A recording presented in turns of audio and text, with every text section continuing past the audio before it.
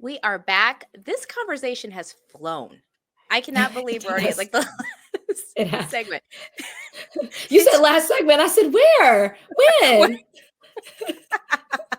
But it that's has good. I've flown so by. enjoyed talking to you. It has flown by.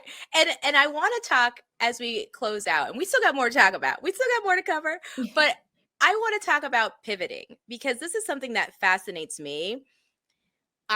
My background is social work, and I started my Hmm. career in prisons. Like I literally worked in a maximum security prison running mental health services as like the only Black Wow. employee in the state, right? So I that's my background is forensic social work. And today I'm a podcaster and I do like consulting on burnout and I work with like tech companies. Totally different. And along the way, I Right. have done so many different jobs. So I say all this to say is like I am like writing as well and I'm a creative, all of those pieces, my life has been one zigzag too. So there's no judgment when I say you've zigzagged. I Yeah, think no. it's incredible. I think it's a beautiful thing.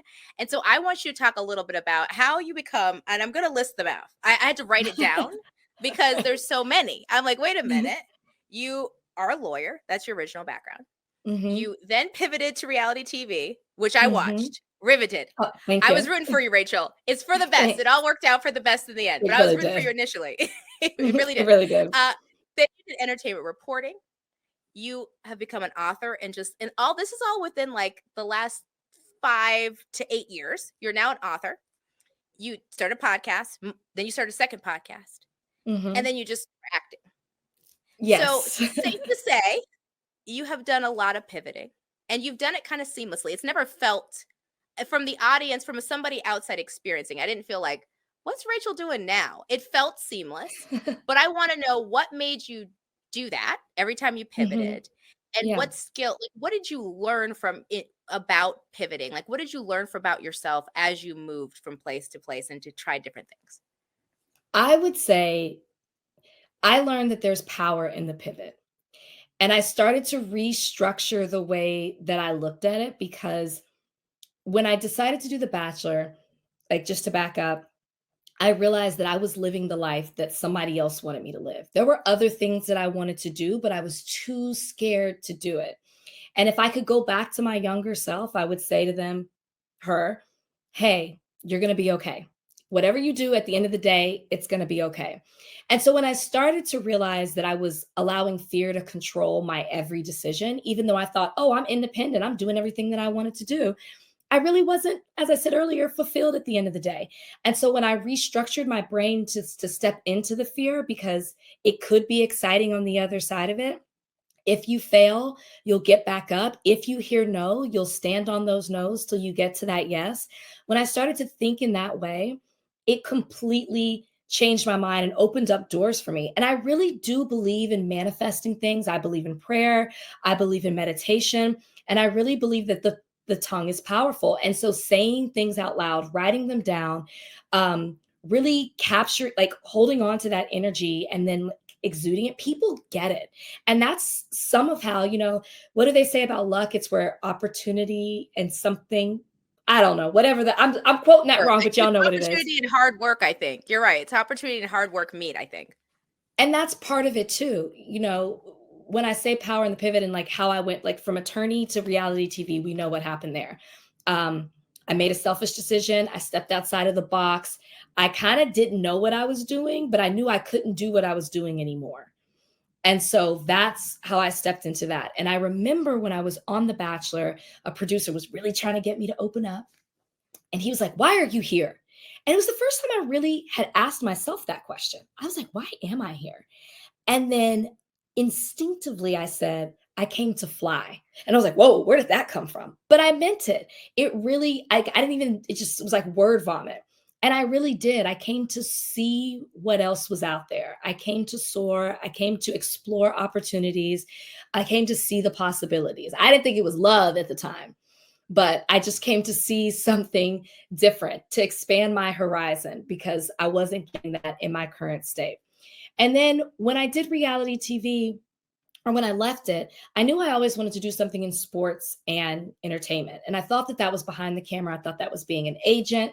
I didn't know what that looked like. But once I was in front of the camera on The Bachelorette, I thought, this is what I want to do. I'm having all these conversations with people. I can use skills that I've learned as an attorney and really have these beautiful conversations on camera. And I love sports. So it was also a dream of mine to always get to be with ESPN, which I eventually did. And then moving to The Ringer, which is also sports connected. So I saw it. I was, when people say, how, as from reality TV, have you been able to do these things? Well, I didn't say yes to something that was quick, fast, to the low hanging fruit, to the money, because so much money and opportunity is readily available, but it didn't fit with where I wanted to go. I knew it. And so I said no to a lot of that. And so that's also, it wasn't seamless. It was tough because it would have been easy to take money. I was still working as an attorney. And then on weekends, I was flying myself out to build up my resume and my tape. I was getting a lot of no's. I got a lot of no's before I got a yes because people only saw me as a reality TV star. And I, again, was like, don't let that discourage you. You know who you are. It empowered me. I was like, I'm going to prove to them exactly, that I deserve a seat at the table. And I just stayed steadfast in that. And that helped the pivot as well. But again, my whole mindset was, there's power in doing this. It's okay if it's scary. Think about what could be on the other side of the rainbow. And I like to check myself, right? So I think about the girl who said yes on The Bachelor. Imagine if she had said no, which is where my fiction book came from. What would I be doing? Where would my life be? So just say yes. If they say no, okay, find another way to pivot and figure it out until you're able to do the things that you want to do. And that led to me writing the book as well. I wanted to tell my story and take control of that narrative with the book of essays. And then the nonfiction book, I just said what brought that about. And then the acting, I don't know if I'm going to continue. I also want to respect the people who've dedicated their lives to it and not just waltz in. It's been fun to tap in and tap out. But it was fun. I mean, I think that's part of it too. It's like there's a couple of things that to some themes that you pull together as you were talking about pivoting. One, pivoting is not without planning.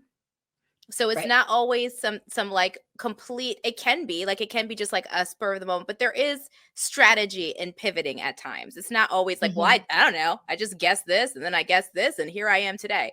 There are still skills you need to get where you need to go when you pivot. So Yeah. that's one thing you brought up. But also you talked about the way that you're pivoting is it's all common. Like there is a theme to every choice you have made, which is checking yourself by saying, what is this joy, this pursuit of joy and expansion? Like you don't want to live a Mhm. small life and no one should have to. And that's okay. Like I think everybody should live a big life and that we get to define what big is for us, right? Right. But it is that question, like the Rachel who could have stayed in being an attorney right now and you'd made partner and you would be probably crushing it in the game of law. But you Yeah. then think about the Rachel who chose to pivot to doing a reality TV show, probably a little more impulsively than not on that decision, but still it's like being brave enough to try something and to see the Right. possible and to stop seeing yourself as small and one Mhm. contained thing. Like you want a Mhm. big life, everybody should have a big life. They get to determine what that is. But Yeah. you have to remind yourself, I want a big life and keep That's so pushing for true. those big things. It's so true. And, even as I was doing the things that I wanted to do, pre going on the show, I never felt small, but I was limiting myself. I really was. I had other desires, but I suppressed them because I was too scared, or what will people think? Or, I've Yes. been on a path of success so far because I planned it out and I knew where I was going. I might not have success in this. And what if I have to come back with my tail between my legs? But I just keep thinking of, like, what would my life be if I did it? And even now I'm in a space where you listed out those beautiful things. I'm just podcasting and I love it and it's great. And it's also making me think, I'm giving myself the space to determine what comes next. I'm in an industry that is changing completely. So it's pivoting without, like I'm not, it is. So how do I step into that and find my way, you know, back into this new world of it, or maybe I leave it, maybe it's something else. Same thing relationship wise. I had a goal. I don't want to say it's a goal, but like I knew, I was married. I knew what I wanted for my family. I knew that this was the person, when you get married, you plan for it to be forever. So it's like this is it. This is what I'm doing. And now that's different. So but it feels I'm doing less in everything, and that feels great. In the less, there's more, though. That's why. And the It's less because there's you are more. doing Yeah. less. You Mhm. feel more in tune with yourself because you get to know, like, what I'm actually feeling. To shout out back to your grandma who told you Yeah. it's in your body, right? Like, listen to your body. You have more space to do that. And I think pivoting is a muscle that we all need to build because it lets us be less afraid of the possible. And so, like you said, you pivoted by choice, but their life is full of pivots. There are things that Mhm. are happen to us that are outside of our control, and it's how we language it. We language it as a pivot versus a failure versus a collapse. It's just like, I'm pivoting here. I'm pivoting in my personal life. I'm pivoting in my professional life. Whatever that is for anybody, I'm pivoting with my family. Mhm. I just want us all to language it that way because in that is so much possibility and so little shame and so much less fear in there. But you wouldn't have built that muscle if you were still Rachel, attorney at law. That's true. That's true. And she's still in there somewhere. Yeah. But there was so much more to her. It was bigger. And for everyone listening, I would say really listen to what your heart desires. I read it somewhere. It's like this quote that says dreams come true, otherwise why would nature incite us to have them? The desires of our heart are real. And I knew that I desired more. I knew I never wanted to be a lawyer my entire life. I didn't know what the journey looked like, but I knew that there was something else. And I was ignoring that. And now I feel like I'm tapping into those desires, but I feel like we have them for a reason. So if you're feeling something, trust it, listen to it. The times I haven't trusted my gut, I've paid for it. Every time. I've You paid for it. you and me both. I Literally paid for every time. Literally it. sometimes pay in cash, emotionally pay. Like that is so true. And I think that is I tell people that I really do believe that women, unfortunately, the last place they come home to is themselves. I think as women, as we get older, I've gotten Mhm. older. And I'm like, oh, I feel more and more home with myself. And I wish I would Yes. have done that exploration in my 20s instead of now I'm like 42 doing it. Mhm. But I also feel in that process, though, what's really powerful is that I knew as well, like I knew from a little girl, I'm from a small town, middle of nowhere, that I was going to be more than a social worker, that I could be more. And I say that we need to have more of those conversations where we normalize hyping ourselves up and saying, yes, because there was more to you than that social worker. And there's nothing wrong with Yeah. being a social worker. I'm proud that I'm a social worker. But I Mhm. knew there was more for me. And I Yeah. knew that I could do different. And that gave me the energy to push myself when I was terrified and quit without a job. Like all those things. And I love that we're having this conversation is because it needs to feel like two women. I mean, obviously you've pivoted on a bigger stage, but it still needs to feel like two women having a conversation saying, Mhm. yes, Right. yes, you are bigger than if you feel it, it's true. Don't doubt it, Mhm. do it. What is that thing? Don't be Yeah. scared to say it out loud. And then go for it because there's so much on the other side of that. And something you said about you wish you had explored more in your 20s. I think about that a lot. I'm like, if I had decided I'm not going to go to law school and I'm going to go to, do communications, and I think, where would I have been? But in my 20s, I'm actually grateful for the messiness. Because it gave me a story to tell. I didn't get it right. I got it wrong multiple times in all areas of my life. And I learned something in every facet of my life. And I'm actually grateful for the wisdom to learn something from each decision that I made. So I think, in my 30s, I was like, 30s, I got it figured out. I'm going on the show. I got the man.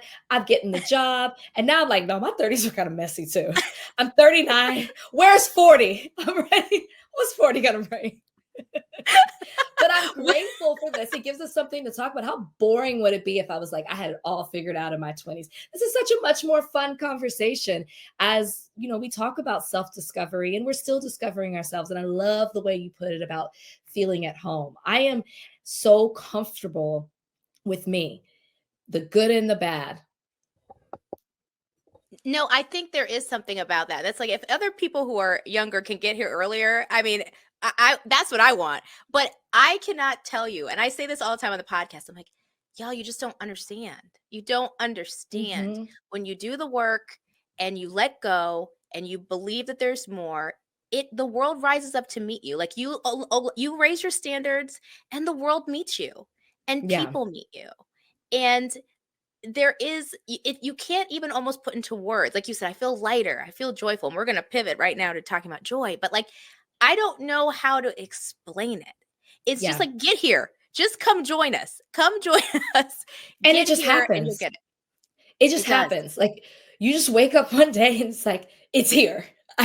There's not a moment, there's not one thing that makes that feeling come. You just arrive one day. And Yes, that's where like I'm eager and excited for everybody to just arrive. And you'll know when you get there.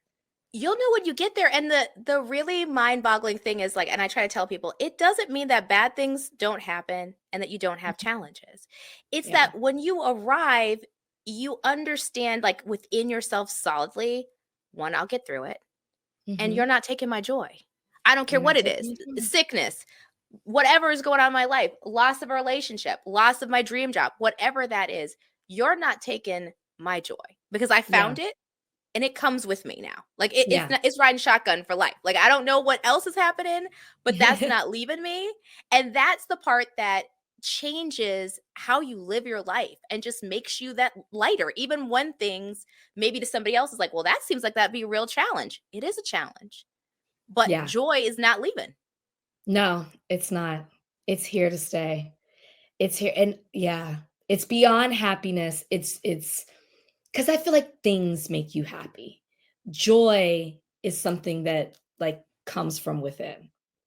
Rachel, where can we connect with you? Any last words you have? The floor is yours. This has been delightful. This has been amazing. Thank you. Just adding to this beautiful day that I'm having. So thank you. It's been so lovely to talk to you, to connect with you, your audience. Um I feel like I laid it all out. I just hope everybody taps into it and then also taps into themselves and really listens to what it is that they're desiring in life because we just get caught up in everyday life that we don't do that sometimes. You can find me at the Rach Lindsay on all social media platforms. You can listen to Higher Learning every Tuesday and Friday. You can listen to Morally Corrupt if you're a Bravo TV fan like I am. Every Friday, those episodes drop. And, if you want more, you can still get my book, Miss Me With That, or check out my fiction book if you love women's fiction or romance novels. It's called Real Love. Love it. Rachel Lindsay, delightful, a joy. I have just really enjoyed this. Thank you for coming on the podcast. Thank you so much for having me.